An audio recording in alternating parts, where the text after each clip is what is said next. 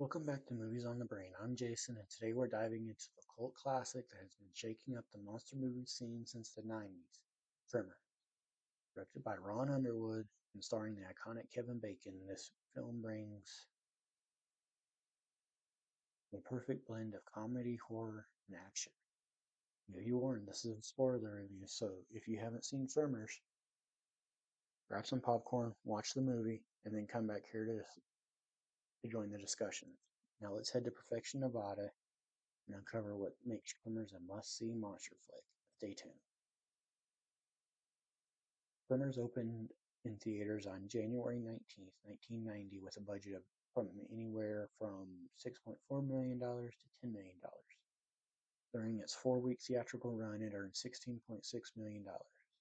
Its opening weekend saw it earn $3.7 million, finishing fifth in the box office that weekend, only behind Born on the Fourth of July, Tango and Cash, The War of the Roses, and Internal Affairs, numbers 1 through 4 respectively. Final weekend saw it earn $1.4 million, finishing its box office run at number 11, with new releases Stanley and Iris, Loose Cannons, and Hard to Kill, number 6, 5, and 1 respectively, beating it. Now let's take a look at the plot. Valentine Val McKee and Earl Bassett are handymen working in Perfection, Nevada, an isolated settlement in the high desert east of the Sierra Nevada mountains. They eventually get tired of their jobs and leave for Bixby, the nearest town. As they leave, they discover the dead body of another resident, Edgar Deems, perched atop an electrical tower, still grasping the tower's crossbeam and his rifle. Young Wallace, the town's doctor, determines that Edgar died of dehydration, apparently having been too afraid to climb down. Later on, an unseen creature kills Shepherd Fred and his flock of sheep. Val and Earl discovered his severed head and believe that a serial killer is on the loose.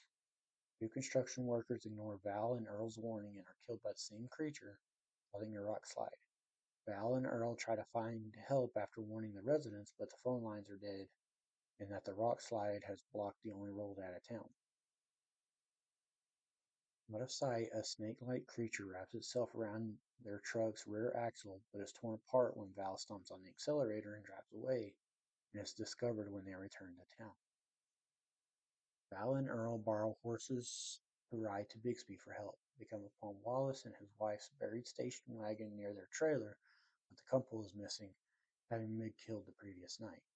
As they press on, an enormous burrowing worm-like creature suddenly erupts out of the ground, revealing the snake-like creature to be one of the worm's many tentacled clones. Thrown from their horses, the men flee with the monster in pursuit. The chase ends when the eyeless creature crashes through the concrete wall of an aqueduct, dying from injury. Rhonda Lebec, a graduate student conducting seismology tests in the area, stumbles onto the scene. She deduces from previous readings that the other three worms are in the area. Rhonda, Val, and Earl become trapped overnight atop a cluster of boulders near one of the worms. It's surmised that the creatures hunt their prey by detecting seismic vibration. The trio then find some discarded poles and use them to haul over nearby boulders and eventually reach Rhonda's truck, narrowly escaping the creature. After the three return to town, the worms attack and kill general store owner Walter Chang, forcing everyone to hide on the town's various rooftops. Meanwhile, survivalist couple Bert and Heather Gummer manage to kill one of the creatures after unwittingly luring it to their basement armory. In town, the two remaining worms attack the building foundations, knocking over a trailer belonging to the nester before dragging him under and devouring him. Realizing they cannot stay in town any longer, Earl, Rhonda, and Miguel distract the monsters while Val commandeers a track loader and chains a semi-trailer to the rear. The survivors use it to try to escape to a nearby mountain range. En route, both worms create a sinkhole trap that disables the track loader, and the survivors flee to some nearby boulders for safety. Earl then has an idea to lure in the worms and trick them into swallowing Bert's homemade pipe bombs. The strategy successfully kills one of the worms, The last one spits out a bomb back towards the survivors, forcing them to disperse as the explosion destroys all but one of the bombs. Val lures the final worm into chasing him to the edge of a cliff and then explodes the remaining bomb behind it, frightening the worm into charging through the cliff face, where it plummets to its death on the rock below. The group returns to town where they call in the authorities to begin an investigation while Earl encourages Val to pursue a romantic relationship with Ron. Now let's look at the cast and some of the other roles they've had. Kevin Bacon as Valentine Val McKee. Other roles for Kevin Bacon include Ren McCormick in 1984's Footloose, Captain Jack Ross in A Few Good Men, and Balto in Balto. Fred Ward as Earl Bassett. Before his passing in May of 2022, other roles for Fred Ward included John Anglin in Escape from Alcatraz, U.S. Rear Ad, U.S. Navy Rear Admiral Huey in Two Guns, and Earl Smoot in Sweet Home Alabama. Ben Carter as Rhonda Lebeck. Other roles for Ben Carter include Bonnie in Halfway Decent, Sonny Justice in Sweet Justice, and Nina Sachet in How I Got Into College. Michael Gross as Burt Gummer. Other roles for Michael Gross include Stephen Keaton in the TV show Family Ties, John Carter Sr. in the TV show ER, and River Baldwin in the TV show The Young and the Restless. Reba McEntire as Heather Gummer. Other roles for Reba McEntire include Reba Gallagher in Malibu Country, Reba Hart in Reba, and AJ Ferguson in The Little Rascal. Bobby Jacoby is Melvin Plug. Other roles for Bobby Jacoby include Johnny Applegate in Meet the Applegates, Ricky in the TV show Different Strokes, and Travis in The Right Temptation. Charlotte Stewart as Nancy Sterngood. Other roles for Charlotte Stewart include Mary X in Eraserhead, Eva Beetle Sims in the TV show Little House on the Prairie, and Charlotte Goodnight in Irreconcilable Differences. Ariana Richards as Mindy Sterngood. Other roles for Ariana Richards include Lex Murphy in Jurassic Park, Hillary Wilson in Timescape, and Carol Weatherby in Prancer.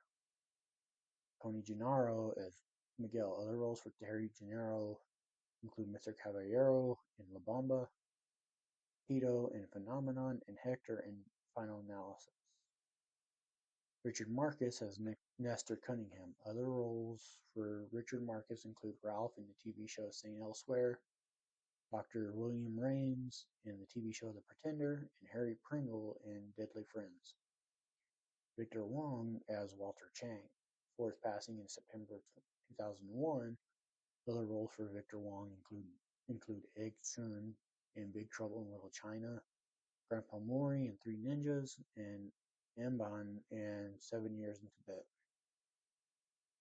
Bibi Besh as Megan Wallace. Before her passing in September of 1996, other roles for Bibi Besh include Dr. Carol Marcus in Star Trek II: The Wrath of Khan, Belle Marmelian in Steel Magnolias, and Miss Rollins in the TV show Night Court. Conrad Bachman as Dr. Jim Wallace. Other roles for Conrad Bachman include Roy in Roach Motel, Stan Jones in The Wedding Pact, and the Secretary of Defense in Rules of Engagement. Sunshine Parker as Edgar Deans. Before his passing in February of 1999, other roles for Sunshine Parker include Emmett in 1989's Roadhouse, Maxie Baker in Cannery Row, and the Hobo in Pee-wee's Big Adventure. Michael Dan Wagner as Old Fred. Before his passing in December of 1993, other roles for Michael Dan Wagner include Lieutenant Porterman in the 1990 TV show Quantum Leap, Judge Miller in the TV movie The Jordan Chance, and the Judge in the TV movie The 3,000-Mile Chase. John Goodwin as Howard. He's best known for being a makeup artist on Tales of Frankenstein, Nightclub, and CSI Crime Scene Investigation. John Pappas as Carmine. Other roles for John Pappas include Jim in Checkers, Agent Charlie Rusk in Tremors 3 Back to Perfection, and Pappas in the TV show Hardball. Now for my thought. Kevin Bacon and Fred Ward had such great chemistry in this movie. This is one of those movies that I can watch pretty much all the time and still enjoy. Reba came across as a fun person when she was on screens. You could tell she had fun doing this, and there's her career just went on a trajectory from there. Melvin getting an empty gun from Bert just so he can run across the desert is both funny and smart because of how Michael Gross and Bobby Jacoby act in that scene. Until I started doing this review, I had no clue that Mindy in this and Lex in Jurassic Park were played by the same actress. For a movie made in the 90s, the practical effects of the Graboids are really well done. Now let's look at some fun facts and trivia, and there's quite a bit, honestly. S.S. Wilson, one of the writers, said he got the idea for the film while he was working for the U.S. Navy in the California desert. While resting on a rock, he imagined what it might be like if something underground kept him from getting off the rock. Kevin Bacon originally resented being in Tremors, only agreeing to do it because he needed the money for his new marriage and upcoming newborn child. While the film was not financially successful, when the film was not financially successful, Bacon figured his career was over. In the following years, he would refuse to acknowledge the film's existence and even call it the worst thing I ever did. However, Bacon would eventually come around to Tremors, calling the film of Tremors to be the single most fun time I've ever had making a movie in my entire career. In 2012, and later admitting in a 2020 interview, when I was making Tremors, I was very depressed and at a low point in my life. I kind of blamed Tremors for that. I was bitter against it, thought it was a career killer. I never watched my movies more than once, and some of my movies I've never seen before and I have no desire to. But I've watched Tremor a dozen times. I love it so much. I spent years trying to capture the same energy we had on the set of Tremors. It's one of my favorite films of all time. Although Tremors was not a big hit during its theatrical run, the film became a runaway smash in the home video market and originally tripled its original box office gross with VHS sales and rentals. One idea by the special effects crew was for the worms to have an outer shell. When above the dirt, the shell would retract to reveal a slimier inner worm.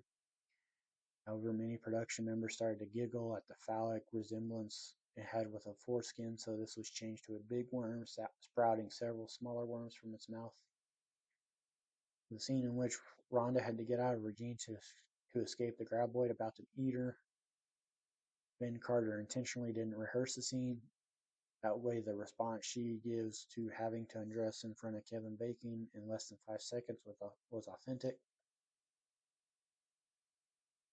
The gag at the beginning of the film where Val misses a staple 8 times with his hammer was not entirely scripted and was Kevin Bacon's spontaneous idea. Fred Ward's reaction was completely genuine. Ron Underwood admitted he was uninterested when Reba McEntire asked to audition for the film, as he had grown tired of seeing celebrities being shoehorned into the films, and he thought it was gimmicky to cast her. However, after begrudgingly letting her audition, he was blown away by her natural acting ability and apologized, immediately offering her the role of Heather Gruntner. This is the shortest Tremor movie at 95 minutes, and Ray Liotta was considered for the role of Val, and John Voight was considered for the role of Earl. And that's a wrap on our deep dive into Tremors. I hope you enjoyed revisiting this thrilling monster movie with me. From its nail-biting suspense to its nail-biting characters, Tremors truly stands the test of time. If you enjoyed this review, don't forget to hit the like button and subscribe to Movies on the Brain for more spoiler-filled reviews and movie discussions.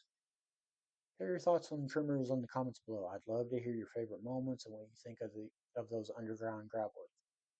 Until next time, keep those movie reels spinning. I'm Jason, and this has been Movies on the Brain. See you in the next review.